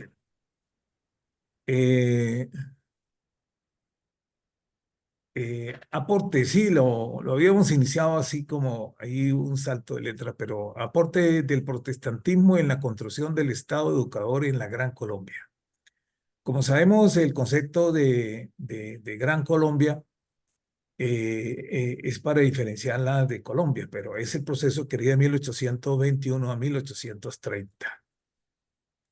Enfrentamientos con la Iglesia Católica. Está ilustrado acá con un texto que es un libro que publicó la Universidad Nacional, dirigido por Bert Marquardt, sobre el bicentenario de la Constitución de Villa del Rosario de Cúcuta. Los oriundos de Villa del Rosario no les gusta que lo confundan con Cúcuta y han hecho una especial defensa para decir nosotros no somos Cúcuta, somos Villa, somos Nuestra Señora del Rosario y desde 1793 que recibiera la Real Orden como villa para ser Villa del Rosario. Entonces, el texto que vamos a comentar, quiero pedir disculpas que tengo el logo de la Universidad de Cundinamarca, porque no estoy haciendo promoción institucional, porque tenía digamos, la diapositiva la tenía enmarcada y quiero hacer la aclaratoria. Entonces, y quería también explicar que aquí a mi espalda tenemos una foto de Messi estudiantes de la Universidad Francisco de Paula Santander, ¿no? Entonces he querido colocarlos allí porque ellos están siempre como acompañándonos en todos estos procesos que estamos haciendo. Efectivamente, la primera interrogante que nosotros nos hacemos es el tema del Estado educador, también conocido por los abogados con el nombre, o los jurisconsultos con el nombre de Estado docente. Algunos autores que desconocen el tema de la historia, como lo decía muy bien el doctor Hernando Olano, por eso su trabajo a mí me parece que es una obra trascendental la que nos ha presentado esta noche.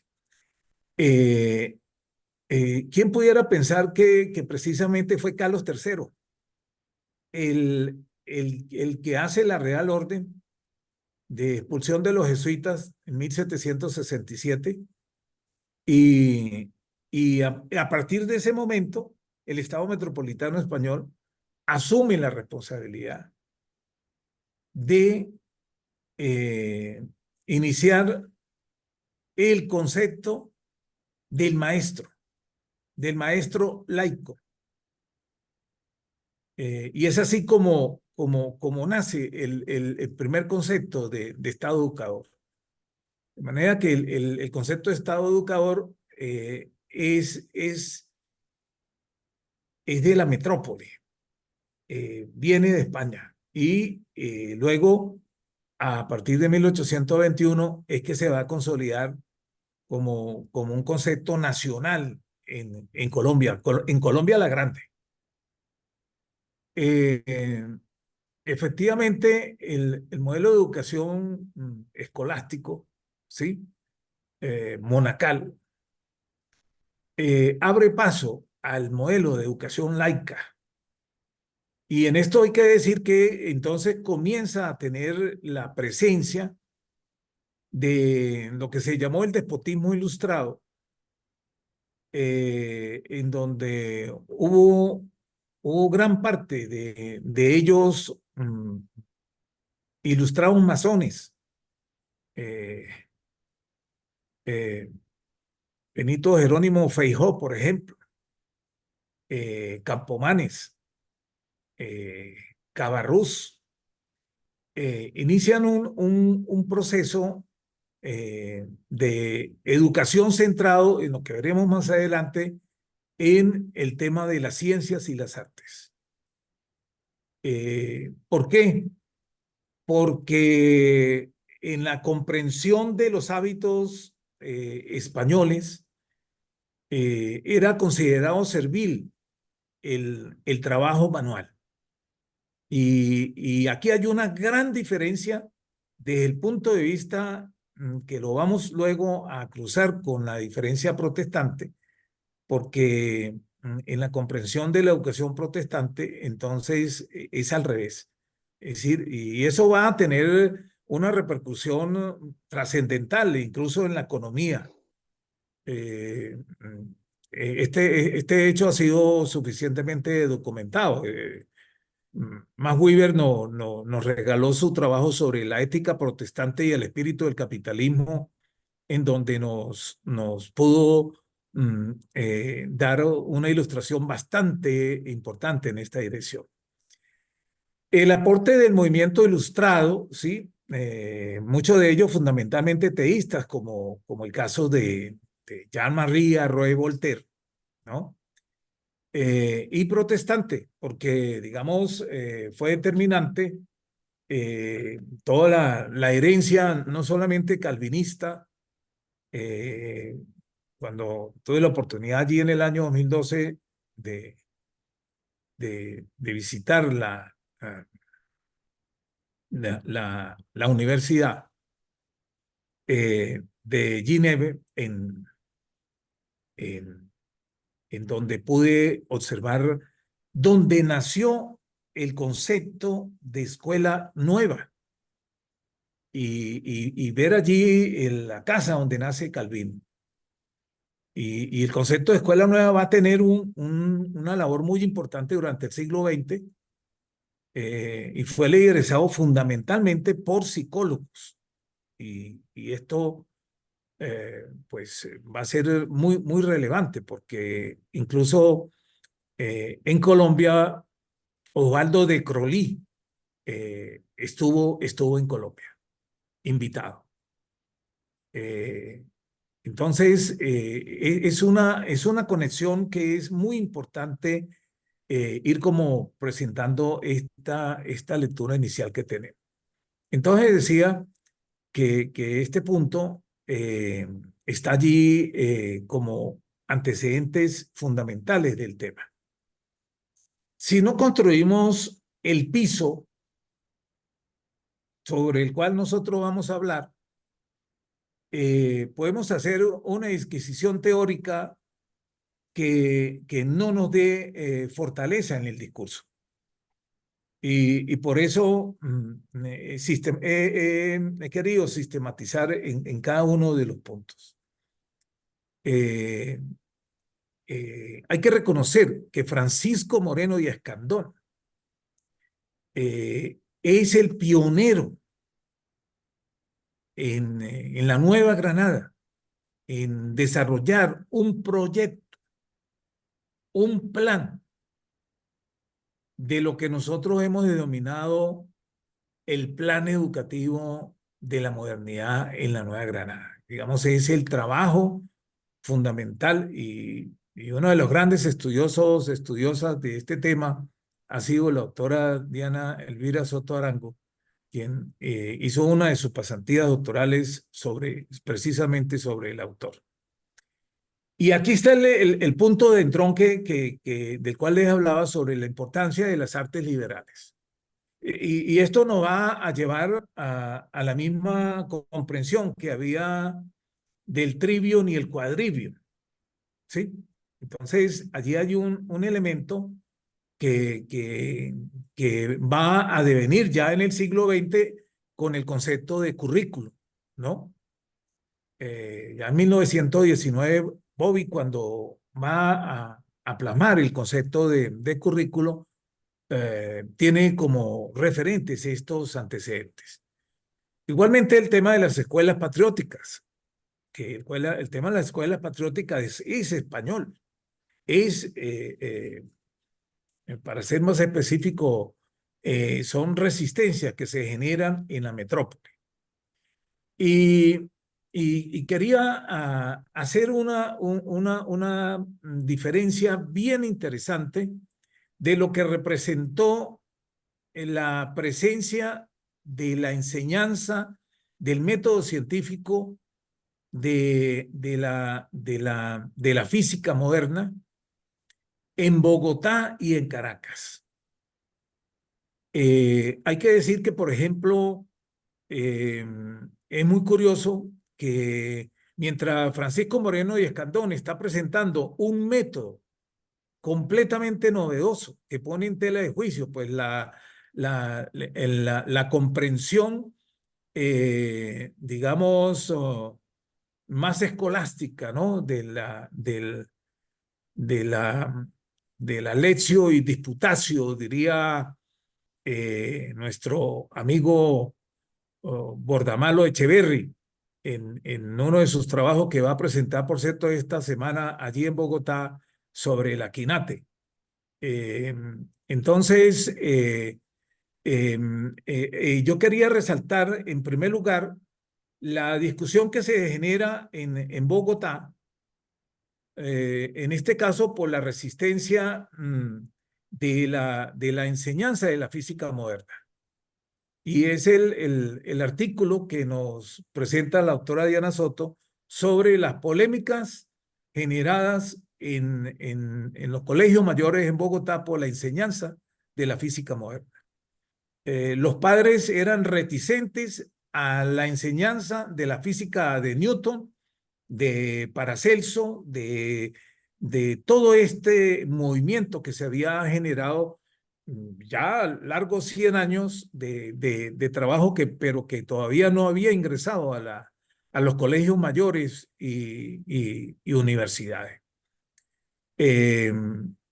Mientras en Bogotá, Sebastián de los Reyes Marrero, en la universidad que es también regia y pontificia de Caracas, Sebastián de los Reyes Marrero es el primero en iniciar la enseñanza de la física. Sin embargo, se le ha construido un expediente.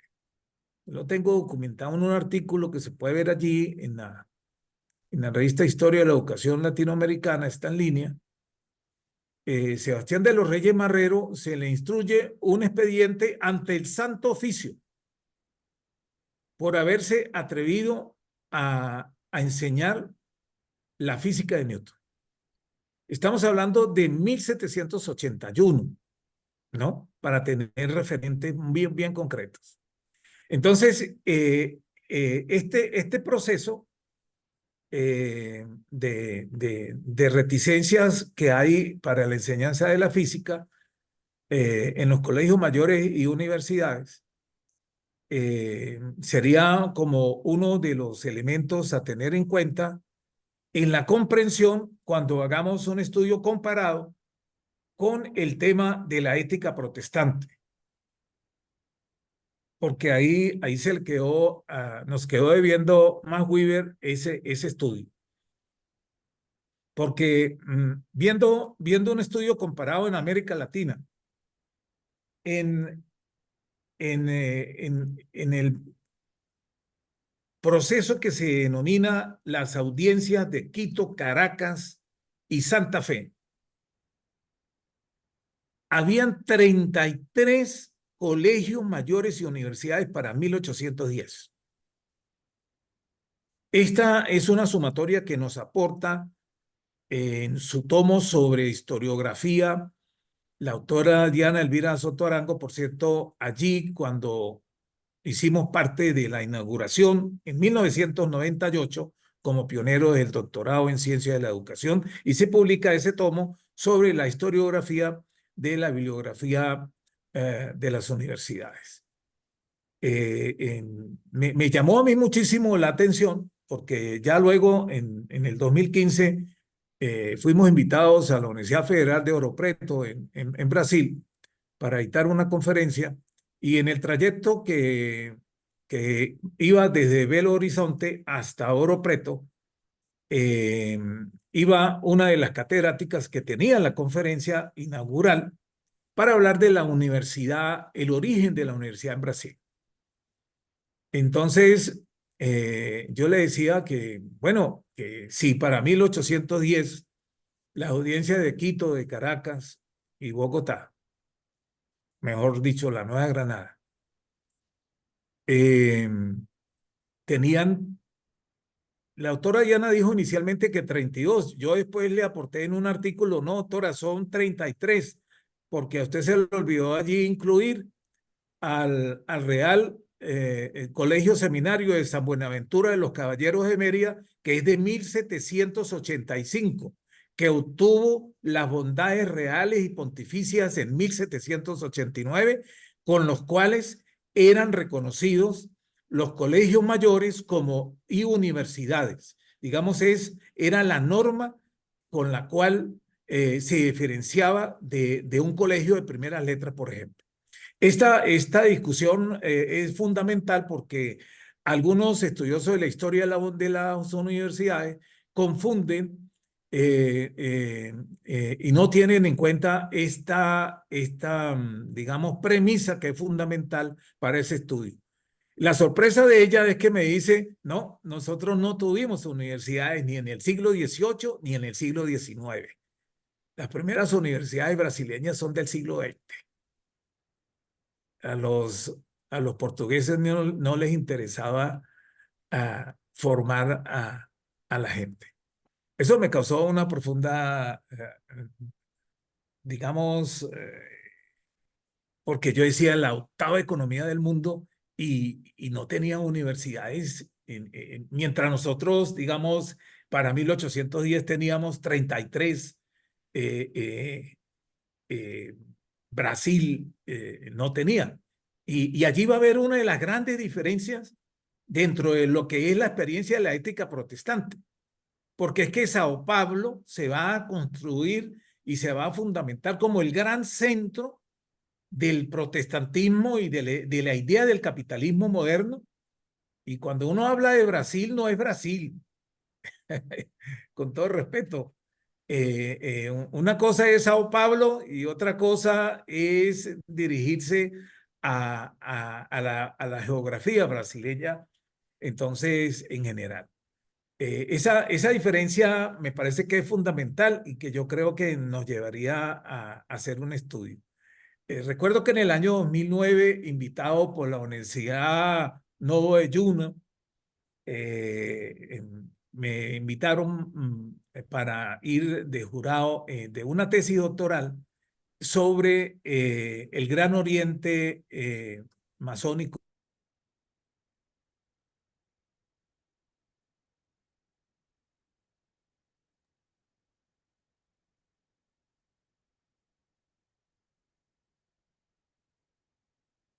Desconectó el doctor Pascual.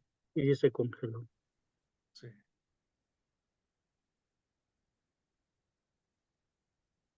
Vamos a darle un minutico a ver si se logra conectar.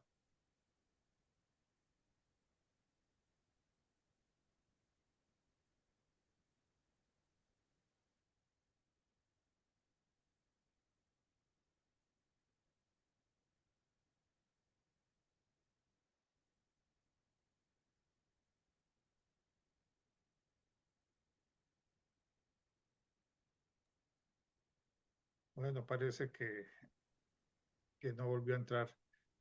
Bueno, vamos a concluir. De todas maneras, les agradezco mucho a todos ustedes su presencia, muy interesante, muy enriquecedora estas ponencias que acabamos de escuchar. Así que les deseo una feliz noche y nos volvemos a ver la próxima conferencia. Muy buenas noches y muchas gracias. Muchísimas gracias. Muchísimas gracias, maestro René Venegas. Agradecido, maestro, por hablarnos. Muchas gracias.